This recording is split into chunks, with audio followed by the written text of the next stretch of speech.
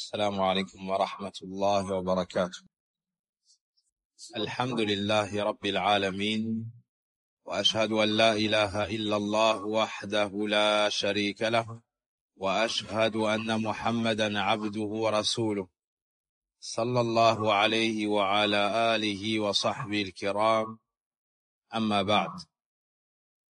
Nous poursuivons le sujet que nous avons commencé hier, à savoir التعامل مع الأهل أي الزوجة, le comportement de l'homme noble envers son épouse.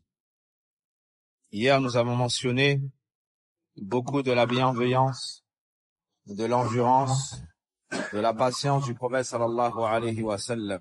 Et parmi les comportements qu'avait le prophète sallallahu alayhi wa sallam envers son épouse, idkhalu as-sururi alayha, le fait de faire entrer la joie auprès d'elle, de lui annoncer les bonnes nouvelles et de lui mentionner ce qui la réjouit. À titre d'exemple, le prophète sallallahu alayhi wa sallam a dit à Aïcha, comme le rapporte l'imam al-Bukhari et l'imam Muslim, Ya Aïch, hadha Jibril, yuqri'uki as-salam. Ô Aïcha, voici Jibril, il te transmet le salam. Et sans aucun doute, le fait que Aïcha radiallahu anha reçoive le salam de la part de Jibril alayhi salam, le meilleur des anges, et ce salam est transmis par son époux, le prophète Mohammed alayhi salatu wassalam, le meilleur des messagers, sans aucun doute, ça montre son rang et ça la réjouit grandement. Aussi, vous remarquerez qu'il a utilisé le diminutif en disant Ya Aïch, et comme on l'a mentionné hier, c'est une marque de tendresse, d'affection. Cela également fait entrer la joie dans son cœur. On a mentionné que le prophète sallallahu alayhi wa sallam était simple, facile, et il permettait à Aïcha radiallahu anha de jouer avec ses amis, comme l'imam Bukhari Muslim mentionne. Et lorsque le prophète sallallahu alayhi wa sallam venait, elle se retrouvait dans la gêne et souhaitait partir, il leur disait de rester, et il passait son chemin, sallallahu alayhi wa sallam. Un autre exemple qui montrait que le prophète sallallahu alayhi wa sallam s'amusait avec son épouse. Un jour, alors qu'ils étaient en voyage, Aïcha radiallahu anha l'avait accompagné. Elle précise Lam ahmilil lahm, c'est-à-dire qu'elle n'avait pas encore pris de poids. Elle était jeune et elle n'avait pas pris de poids. Le prophète sallallahu alayhi wa sallam a dit à ses compagnons, durant le voyage, arrivé à un endroit, taqaddamu, c'est-à-dire avancez, prenez de l'avance. Puis il a dit à son épouse Aïcha, radiyallahu anha, ta'alay usabiq, viens et faisons la course, je vais te dépasser.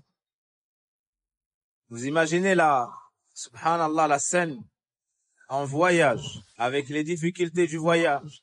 Le prophète sallallahu alayhi wa sallam a dépassé la cinquantaine, mais il a cela dans son être. Le fait de prendre soin de son épouse, le fait de rentrer la joie dans son cœur. Et il lui dit, viens et faisons la course. Aïcha radiallahu anha dit, fasabaqtuhu ala rijlayn.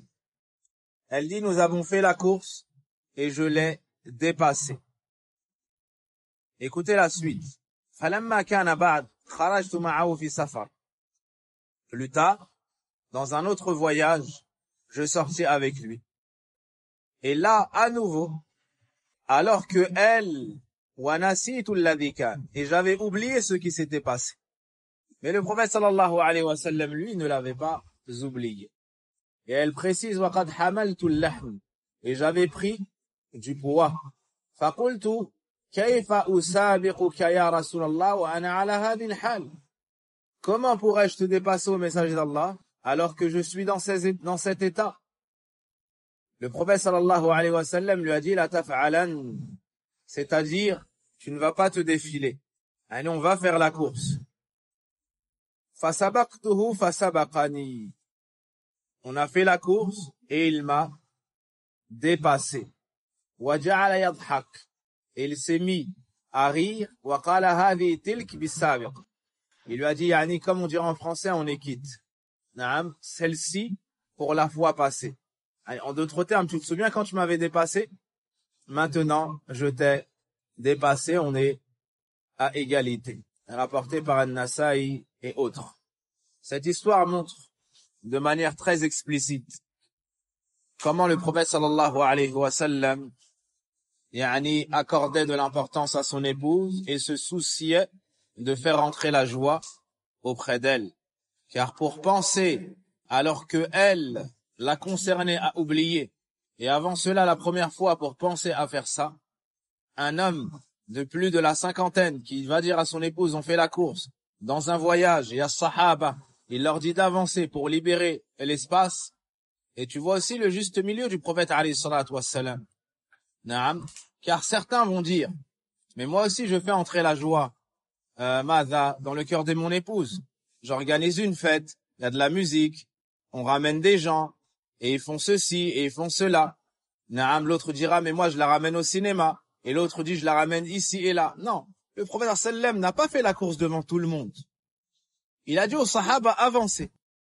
Naam, il a dit aux sahaba, avancez. Puis il a fait la course avec eux. Donc, le fait de faire entrer la joie dans le cœur de son épouse, naam, n'entraînait pas le fait de transgresser.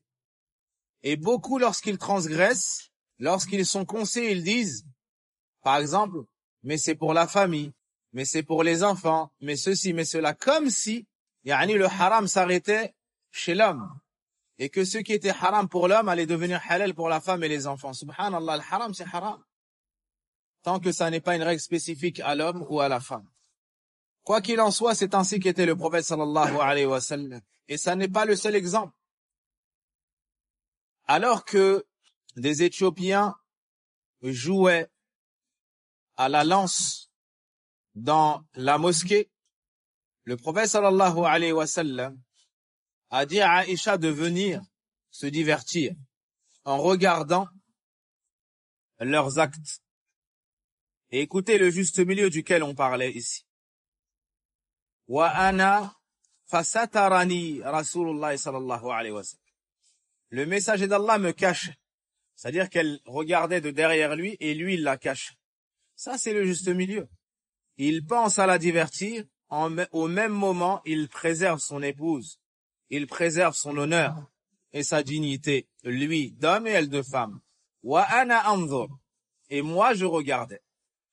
Est-ce qu'il a fait cela précipitamment, rapidement et il a fini? Non. فَمَا زِلْتُ أَنْظُرُ حَتَّى كُنْتُ أَنَا أَنْصَرِفُ. Elle dit, je n'ai cessé de regarder jusqu'à ce que ce soit moi qui parte. C'est-à-dire le prophète sallallahu alayhi wa sallam ne m'a pas arrêté. C'est moi, une fois lassé, une fois rassasié, qui ai pris la décision, de partir. Et il y avait une subtilité derrière ça.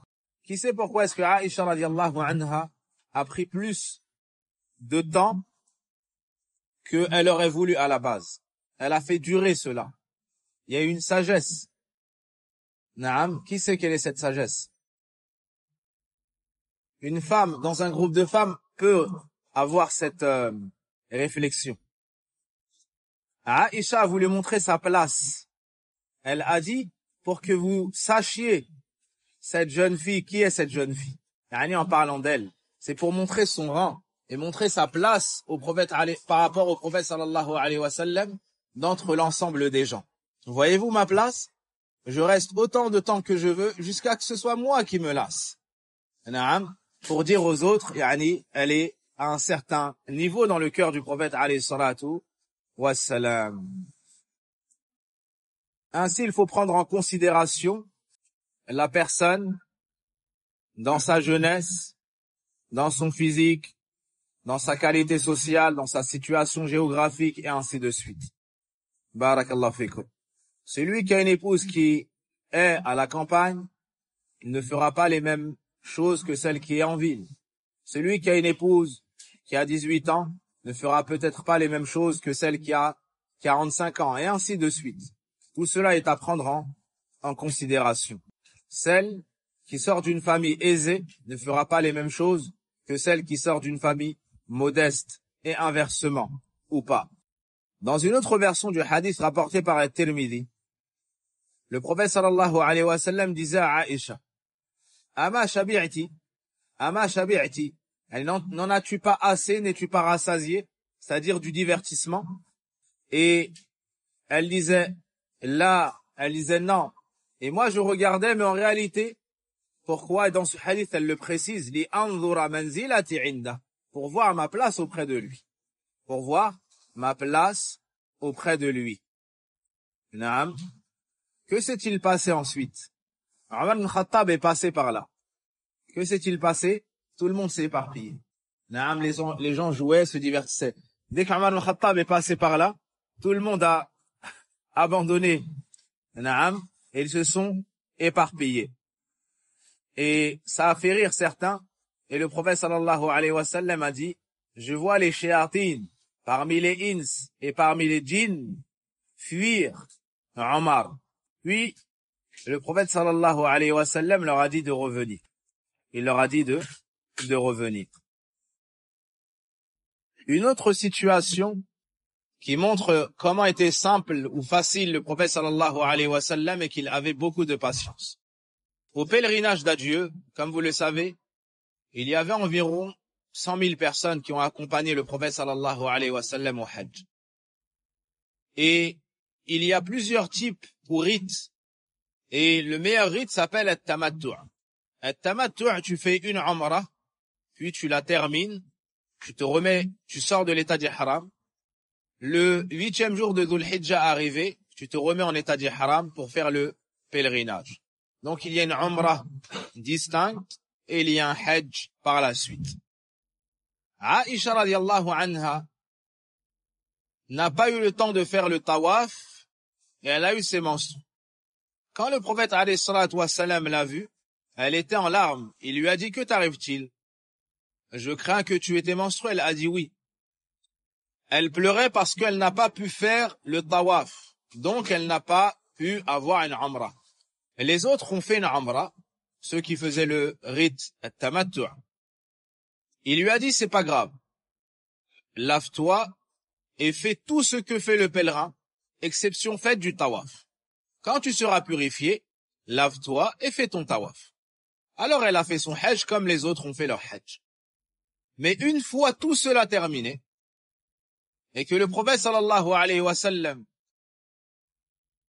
souhaitait rentrer, Aïcha radiallahu anha est venue voir le prophète sallallahu alayhi wa sallam et lui a dit, Ya Rasulallah, est-ce que moi je vais rentrer avec un hajj seulement et mes coépouses avec un hajj et une umrah?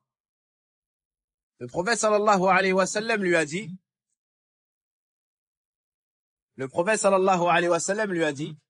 te suffit ce que tu as fait. Naam, elle a fait rentrer la umrah dans son hajj. Donc elle a la récompense comme les autres. Mais Aïcha radiallahu anha a insisté. Naam, elle a dit, mais moi je n'ai pas fait le tawaf, c'est-à-dire de la umrah. Après insistance, le prophète sallallahu alayhi wa sallam a dit à son frère Abdurrahman de l'amener en dehors du périmètre sacré à At-Tan'im afin qu'elle se remette en état d'ihram et qu'elle fasse une umrah. Naam, et qu'elle fasse une umrah. Je vous ai dit, il y avait combien de personnes environ? 100 000 personnes. Est-ce que vous imaginez la scène? Le prophète sallallahu alayhi wa sallam a fait attendre 100 000 personnes pour une femme. Naam. 100 000 personnes pour une femme qui va aller à Tan'im. Il n'y a pas de taxi à cette époque. Donc c'est sur la monture. Est-ce qu'il l'a envoyé tout seul? Non. Alors qu'elle est pas à une distance de voyage. Mais regardez, à nouveau, il prend soin de son épouse, il l'envoie avec un mahram, avec son frère. Alors que elle n'a pas l'obligation d'être accompagnée par un mahram. C'est pour le voyage que le mahram c'est obligatoire. Pas pour cette action-là, le hajj ou l'umrah ou autre. Malgré ça, le prophète sallam prend soin d'elle. Il la préserve. Il dit à Abdurrahman, son frère, de l'accompagner. Il voit à Tan'im. Elle fait la umrah. Est-ce que son frère a fait la umrah, une deuxième? Non. Les 100 000, non plus. Et de cela, certains savants ont dit, ça ne fait pas partie de la sunna de faire plus d'une seule umrah dans un voyage.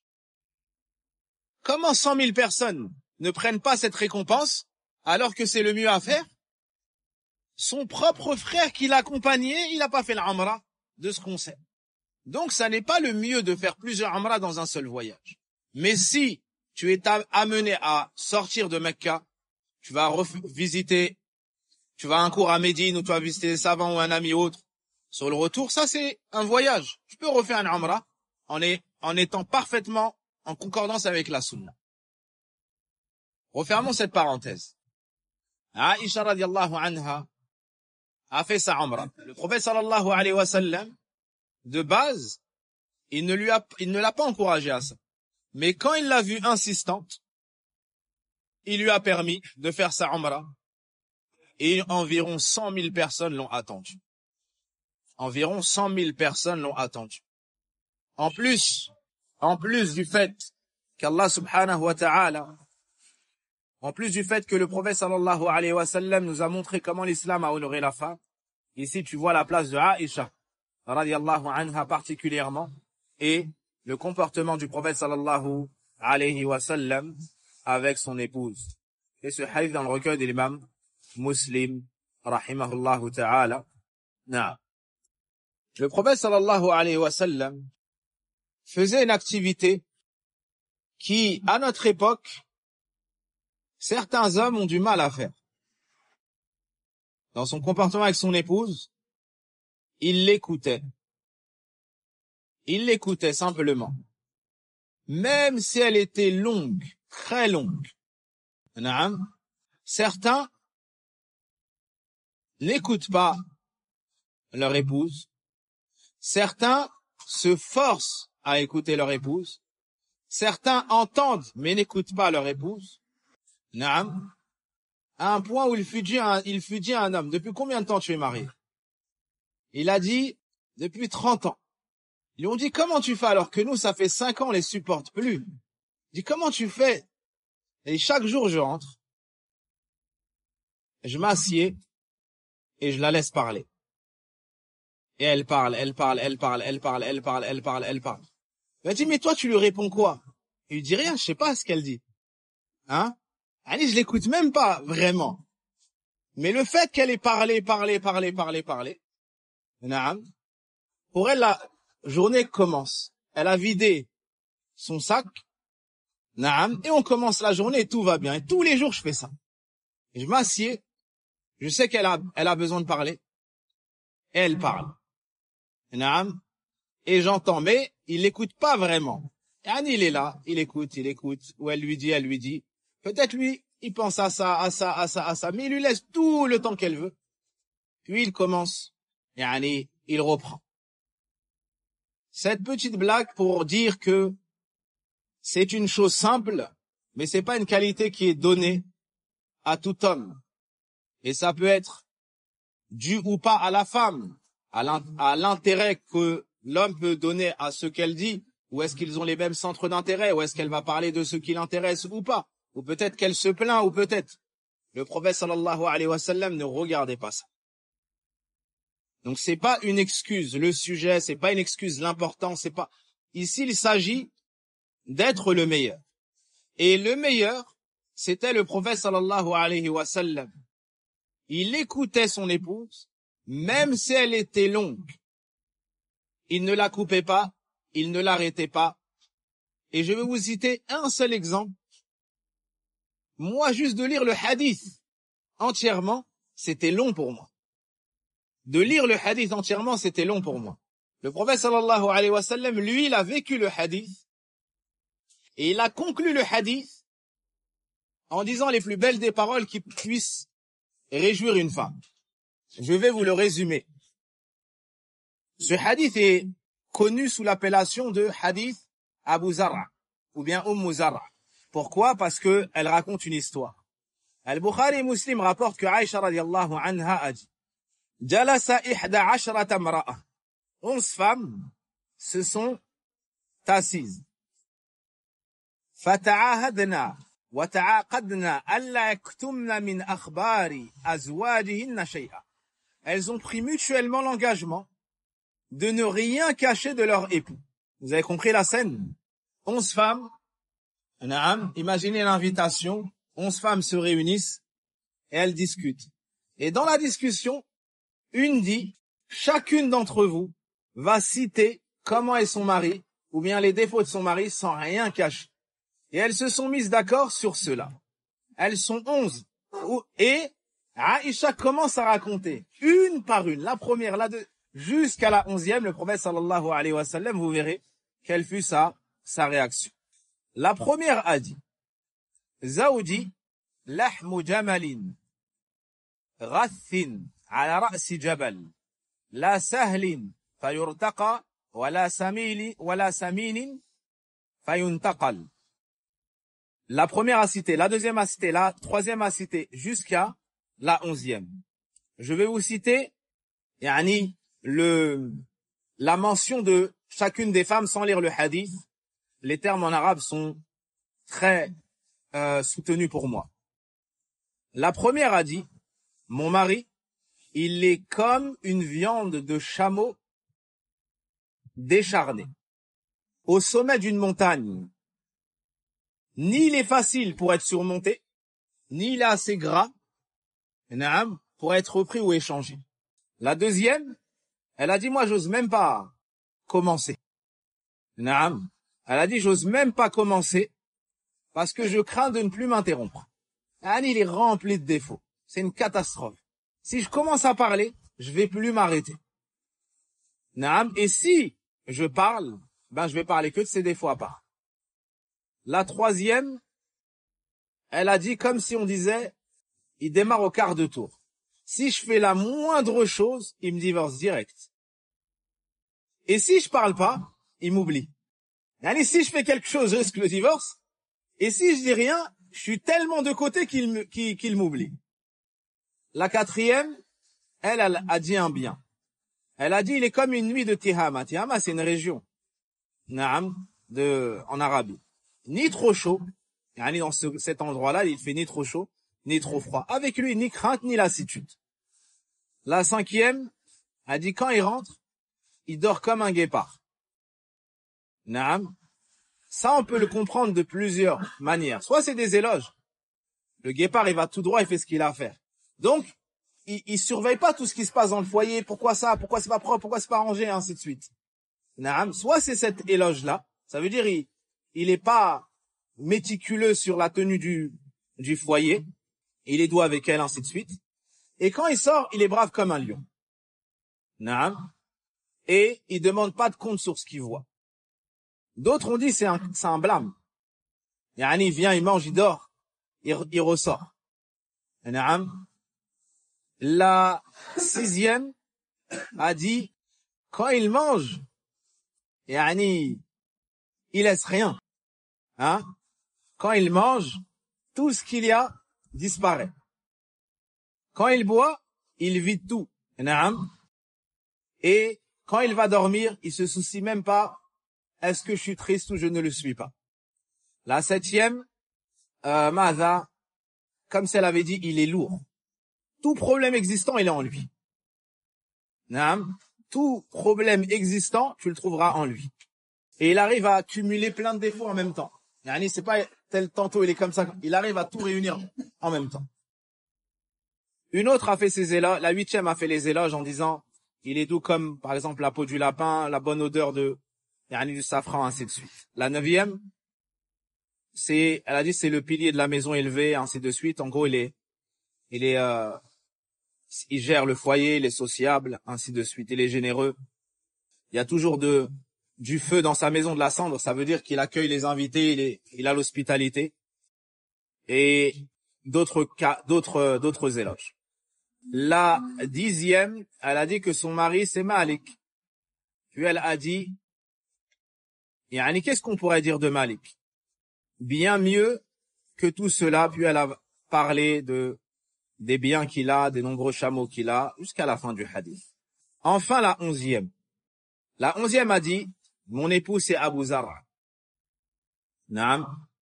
Yani, comme si plusieurs personnes parlent, vous comprenez la situation? Elle critique, elle dit, quant à moi, c'est Abu Zar'a, mon mari. Vous comprenez un peu le sens? Yani, moi, mon mari, c'est pas n'importe qui. Moi, c'est Abu Zar'a. Et écoutez, qui est Abu Zar'a? Quel grand homme, Abu Zar'a.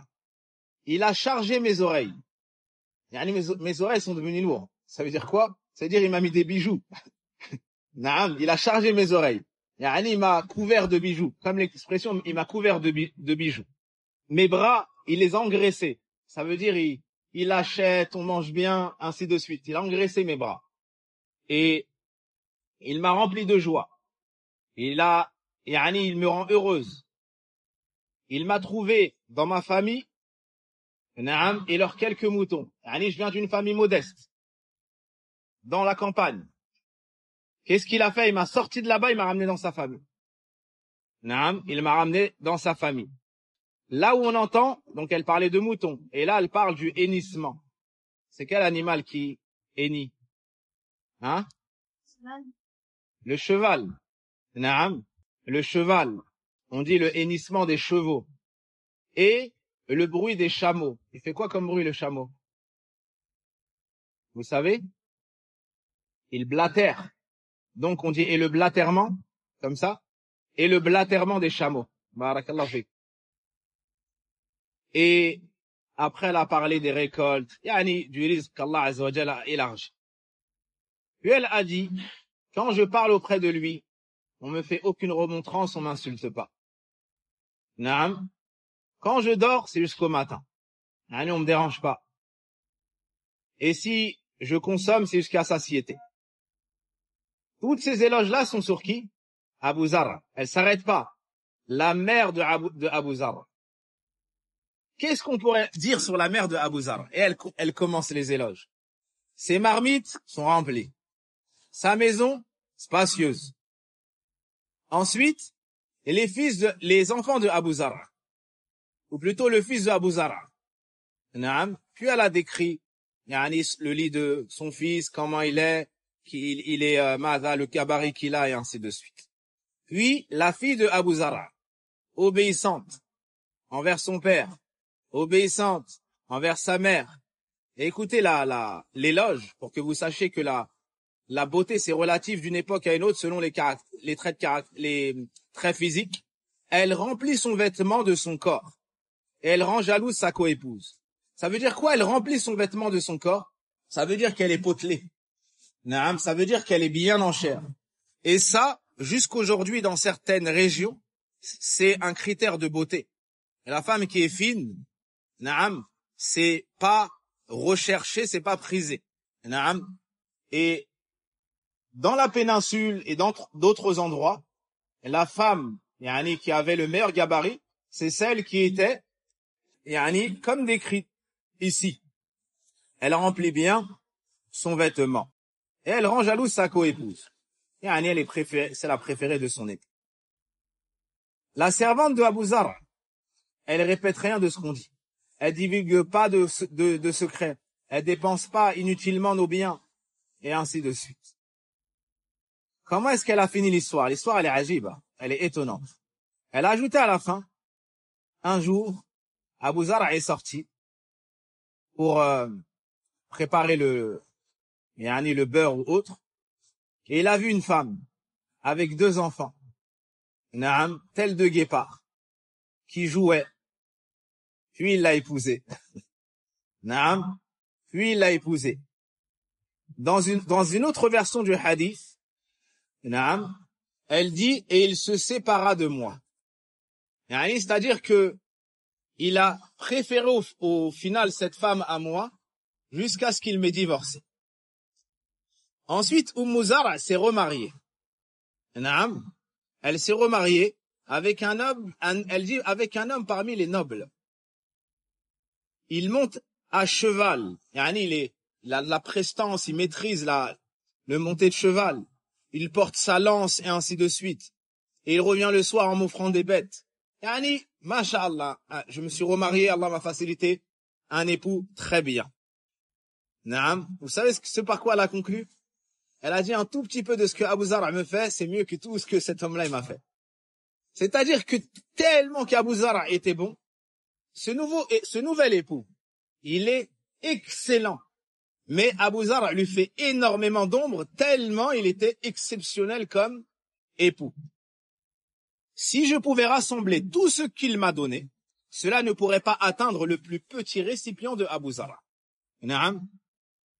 Que pensez-vous de cette description d'épouse de son époux? C'est exceptionnel. Tout ça, le prophète est assis, il écoute Aïcha. Et moi, je vous ai résumé. Naam, il écoute Aïcha, pas une fois il lui coupe la parole. Là, elle a fini son histoire. Elle s'arrête ici. Le prophète sallallahu alayhi wa sallam lui dit, Fa'ana laki, mithl Abi Zara li Ummi Zara. Le prophète sallam a dit à Aïcha quand elle a fini son histoire, Aïcha, moi je suis pour toi Abu Zara. Comme Abu Zara était pour Zara. Vous avez compris? C'est-à-dire dans l'affection, dans l'excellence de comportement, de cohabitation et ainsi de suite. Qu'est-ce qu'elle lui a répondu à Aïcha? Elle lui a dit, Bel anta khayru min Abi Zara. Subhanallah, elle lui a dit, quoi? Toi, t'es mieux que Abu Zara. Le prophète il lui a dit, sauf que moi, je divorce pas. Non, il lui a dit, moi, je suis comme Abu Zara était pour Zara, sauf que moi, walakin la utalliq. Mais moi, je ne divorce pas. Cette histoire, elle est magnifique. Il y a énormément de fawaïd. Mais ce sur quoi j'ai voulu attirer votre attention, c'était l'écoute. Naam. Certains vont dire, j'écoute pas parce que c'est pas important. Ce qui a été mentionné ici, il n'y a pas d'importance capitale. Naam. Mais c'est un simple, excellent comportement du prophète sallallahu alayhi wa sallam. Les savants divergeaient, est-ce que ces femmes étaient musulmanes ou non musulmanes? Certains ont dit, elles n'étaient pas musulmanes. Naam. D'autres ont dit, elles étaient musulmanes. Taïb. Tout en rappelant que la base est que ce qu'il y a dans le foyer, la femme, elle ne le raconte pas à l'extérieur. Et ce qui vient de l'extérieur du foyer, la femme n'en ramène pas la fitna à l'intérieur. Naam. Et si ça avait été notre sujet, on aurait détaillé, est-ce que ça rentre dans la médisance? Si ça n'entre pas dans la médisance, pourquoi ça n'entre pas dans la médisance? Et ainsi de suite. Barakallahu fikum. Et lorsque tu dis un tel est comme un tel, ça veut pas dire qu'ils sont égaux dans les qualités et les mérites. Naam. Ici, le sens, c'est dans le bien-être accordé à l'épouse, dans la bonne cohabitation, dans l'amour, dans la régularité, et ainsi de suite. Barakallahu fikum. Le prophète sallallahu alayhi wa sallam était juste. Lorsqu'il y avait un voyage, il ne disait pas toi tu viens pas et ainsi de suite. Non. Comment est-ce qu'on dit? Il tirait al-Qur'a en français, il tirait au sort. Par exemple, on prend un récipient, on note le nom de chaque personne, naam, et on pioche un nom si c'est une qui va voyager, deux noms si une va voyager. Donc c'est ainsi que faisait le prophète sallallahu alayhi wa sallam. Et Aïcha nous dit que son nom et le nom de Hafsa sont sortis. Alors ils ont voyagé avec le prophète sallallahu alayhi wa sallam. De nuit, le chameau de Aïcha était à côté de la chamelle du prophète sallallahu alayhi wa sallam. Donc, ils ont fait le chemin ensemble et ils discutaient. Derrière, il y avait Hafsa qui observait la scène. Naam. Et la femme, bien évidemment, est clairvoyante. Lorsqu'ils firent halte, Hafsa radiallahu anha est venue voir Aïcha et lui a dit, oh Aïcha, ne veux-tu pas essayer mon chameau et moi j'essaye ton chameau?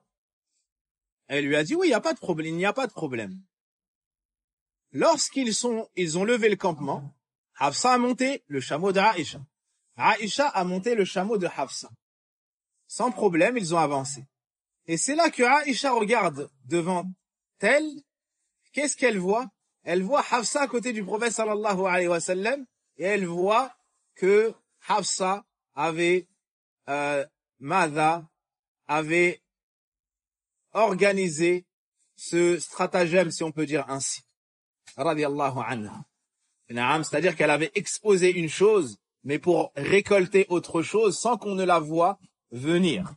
Sans qu'on ne la voie venir. Et en lisant ce hadith, vraiment elle était intelligente, Allahumma barik, radiyallahu anha. Aïcha a vu cela et elle a compris ce qui venait de lui arriver.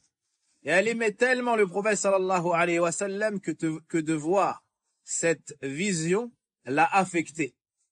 Alors elle a fait dua contre sa propre personne. Malheur à moi. Le prophète sallallahu alayhi wa sallam est devant moi et je ne peux pas parler avec lui, rester avec lui. Et elle a fait dua contre elle. Mais dans un excès de jalousie, ces duas-là ne passent pas. Ce hadith est rapporté par Sahih Muslim. Donc tu vois que durant ce voyage, le prophète sallallahu alayhi wa sallam accordait un moment à ses épouses malgré qu'il soit nuit, malgré qu'il soit en déplacement. Et il y a un juste milieu à avoir. Certains pourraient dire, comme je suis en voyage, il faut donner 24 heures de temps. D'autres pourraient dire, comme je suis en voyage, personne me parle, personne me dérange, et je donne 0 temps. Si vous n'êtes pas d'accord, vous restez au domicile. Ainsi, il met cet ultimatum, comme ça, il pense être déchargé. Non, le prophète était dans le juste milieu. Un temps, il le passait avec ses compagnons, un temps, il le passait entre lui et son Seigneur, un temps, il le passait avec son épouse. Certains ont dépassé les limites. Je ne sais pas si c'est eux qui ont dépassé les limites ou elles qui ont dépassé les limites avec eux, mais ils sont tels des femmes au foyer. Et je pèse mes mots si je dis qu'il lui faut une permission, comme pendant le Covid, pour sortir de chez lui. Subhanallah. Si il est invité, il hésite à demander la permission. Naam. Et si on lui la donne, on lui demande à quelle heure il rentre. Naam. Et s'il va à l'invitation, il doit rendre des comptes. Et il est plus sur son téléphone qu'avec toi. Tu penses qu'il fait du commerce, mais il rend des comptes. Naam. Fa subhanallah. Ça, c'est quand il a la permission. Lui, peut-être, il se dit, moi, je suis casanier et je donne du temps à ma famille. Si c'est ta volonté d'être casanier au point où, quand tu sors, c'est pas normal, ça s'appelle plus être casanier. Naam, c'est un autre terme. C'est un autre terme. Mais restons doux avec le cœur de nos frères. Donc, il faut le juste milieu.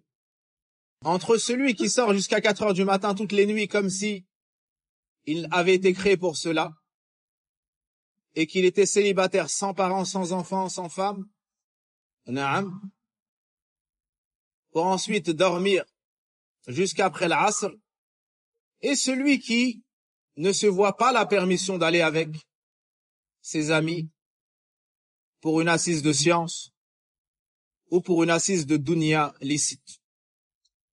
Pire que cela, que nous avons vu et entendu, certains ne vont pas à la Umrah.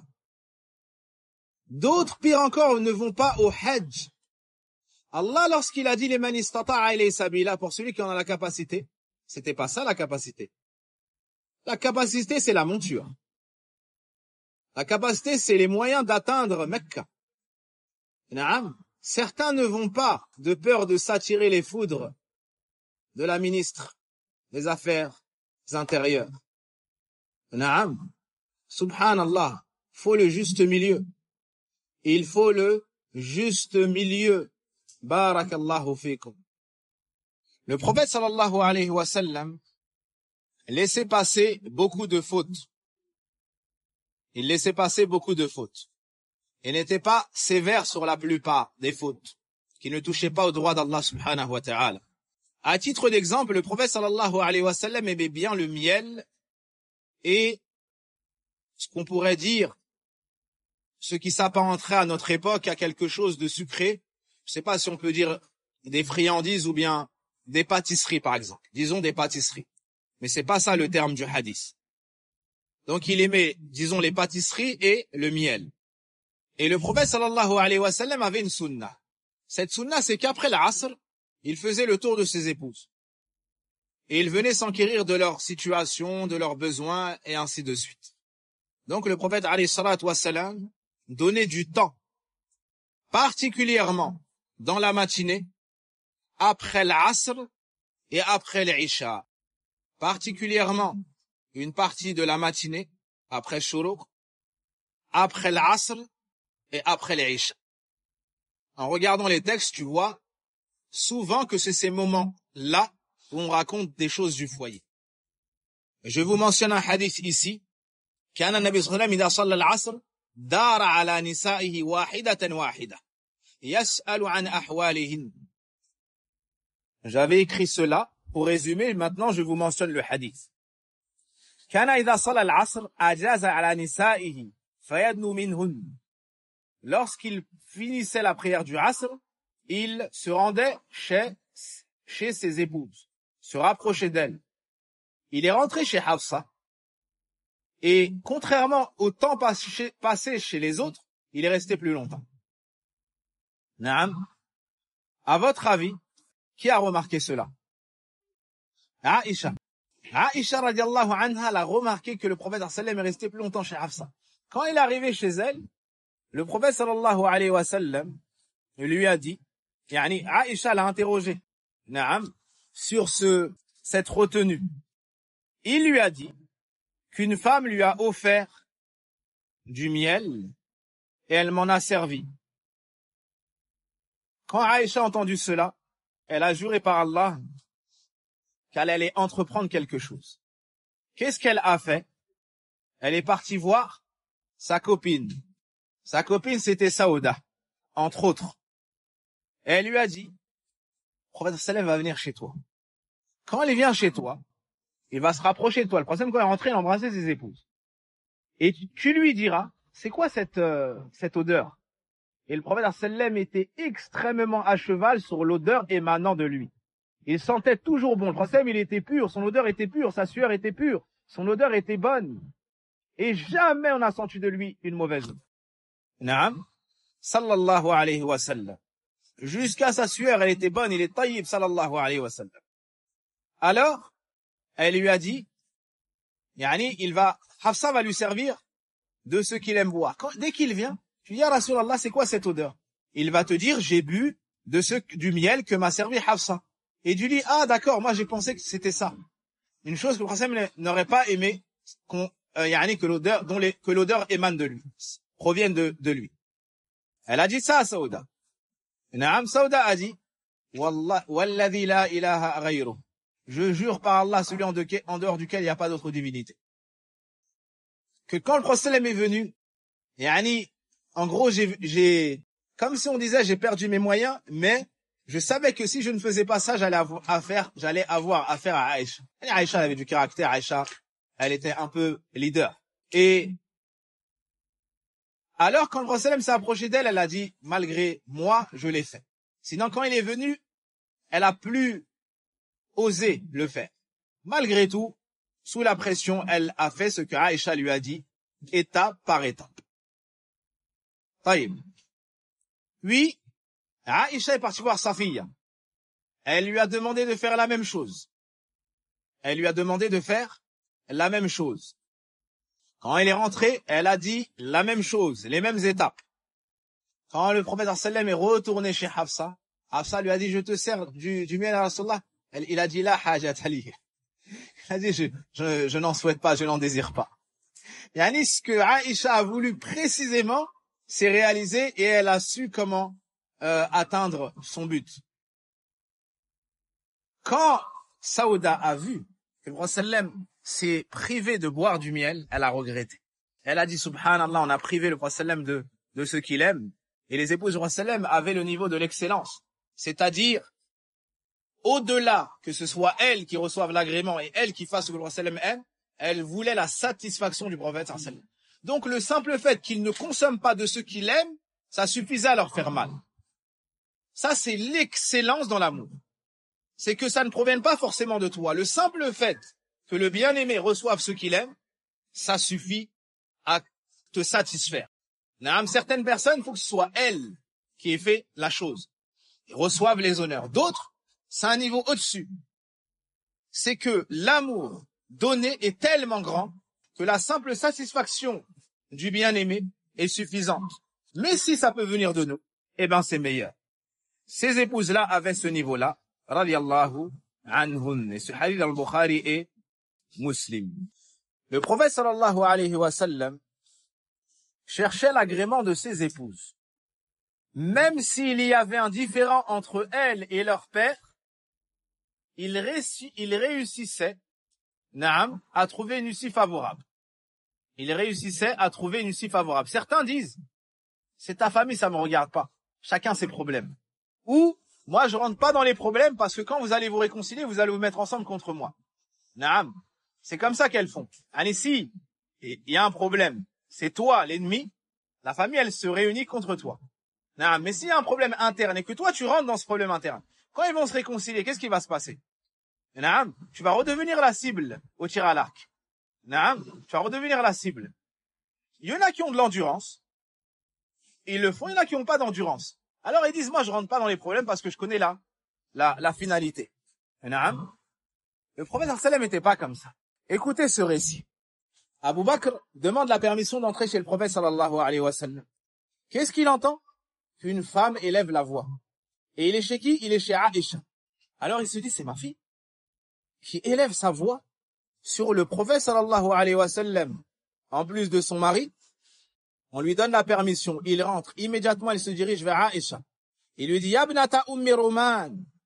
Oh la fille de Roman, c'est-à-dire son épouse, yani, oh Aïcha. Et il lui a fait ça. Yabnata Ummi Roman. Atarfa'ina sawtaka ala Rasulillah. T'élèves ta voix sur le messager d'Allah sallallahu alayhi wa sallam. Le prophète sallallahu alayhi wa sallam s'est empressé et s'est immiscé entre eux. Vous avez compris? Il s'est empressé et s'est immiscé entre eux, pour mettre une distance entre Abu Bakr, radiyallahu anhu, et sa fille Aïcha, radiyallahu anha. Par la suite, Abu Bakr est parti. Vous imaginez, dans quel état était Aïcha à ce moment-là? Donc elle a élevé le ton. Abu Bakr l'a repris. Et vous savez très bien que certaines femmes, même quand elles ont tort d'être reprises, c'est trop difficile pour elles.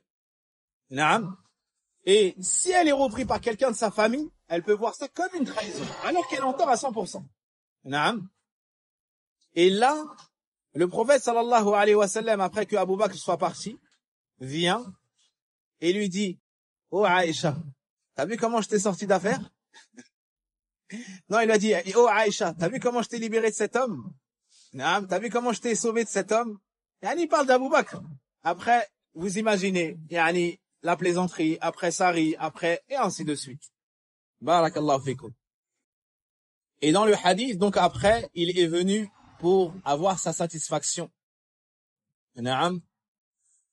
Ya Aïcha, ala tarayn anni qad hultu bayna ar-rajuli wa baynak. Oh Aïcha, ne vois-tu pas comment je me suis immiscé entre toi et l'homme? Plus tard, Abu Bakr est revenu. Qu'est-ce qu'il a vu? Quand il est rentré, ils étaient en train de rire. Et lui, il s'est dit, subhanallah, moi je suis venu, il y avait un problème. Il s'est mis entre moi et Aïcha, et je reviens, ils sont en train de rire. Il leur a dit, ya Rasulallah, au message d'Allah, faites-moi rentrer dans la paix comme vous m'avez rentré dans la guerre. Moi je veux rire avec vous. Si moi je suis venu avec des problèmes, je suis rentré dedans. Et maintenant je vois que vous êtes en train de rire. Faites-moi rentrer dans le moment de paix, comme vous m'avez fait rentrer dans le moment de guerre. Ça c'était le comportement du prophète sallallahu alayhi wa sallam.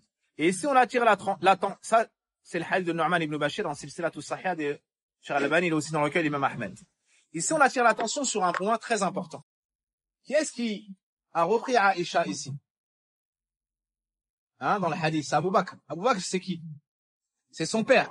Contrairement à des pères, qui ne souhaitent même pas savoir ce qui se passe, se met directement du côté de sa fille et défend sa fille. devant son époux. Ça, c'est une erreur phénoménale. Parce qu'il enlève le rang de son époux. Il enlève le rang de son époux devant son épouse. Et ça, c'est une faute gravissime. Ça, c'est une faute gravissime. À l'image de celui qui vient reprendre le patron devant les employés. C'est une erreur. Faut le prendre de côté. Et le conseiller. Mais ici, Abu Bakr, il a dépassé ce niveau-là. Il a même pas parlé au prophète sallam. Il a parlé à sa fille. Devant le prophète sallam. Ainsi, il a uni entre les deux biens, sans causer aucun tort. Sans causer aucun tort, radiyallahu anhu. Aussi, le prophète sallam connaissait très bien ses épouses. Un jour, il a dit à Aïcha, radiyallahu anha, ya Aïcha, je sais quand tu es satisfaite de moi et quand tu es en colère. Elle a dit, comment tu peux savoir ça, ya Rasulallah? Il lui a dit, quand tu es satisfaite de moi, quand tu jures, tu dis, wa Rabbi Muhammad. Et quand tu es en colère, tu dis, wa Rabbi Ibrahim. Elle a dit, au message d'Allah, je laisse que ton nom. Elle a dit, ya Rasulallah, je laisse que ton nom. Et vous remarquez à plusieurs reprises comment Aïcha se comportait. Dès que l'Orsem lui disait une chose, elle rebondissait et elle avait la répartie, toujours pour prendre de la place dans son cœur. Chaque situation, elle utilisait pour retourner la situation et prononcer une bonne parole. Et remarquez, quand elle jurait, il y a plein de prophètes, mais elle disait, Rabbi Ibrahim. Certains savants ont dit, même celui qu'elle citait, eh ben, c'est le père du prophète sallallahu. C'est de la famille du prophète alayhi salatu wassalam. Il y aura beaucoup encore à dire, mais on va s'arrêter sur cela. Il y a beaucoup d'exemples, mais on aura compris le message. ونسأل الله سبحانه وتعالى أن يصلح ذات بيننا ويوفق الأزواج إلى الحياة السعيدة ودخول جنة ربنا. اللهم ربنا آتنا في الدنيا حسنة وفي الآخرة حسنة وقنا عذاب النار. اللهم إنا نسألك الهدى والتقى والعفاف والغنى. يا حي يا قيوم برحمتك نستغيث. أصلح لنا شأننا كله ولا تكلنا إلى أنفسنا طرفة عين. سبحانك اللهم وبحمدك أشهد أن لا إله إلا أنت أستغفرك وأتوب إليك. والسلام عليكم ورحمة الله وبركاته.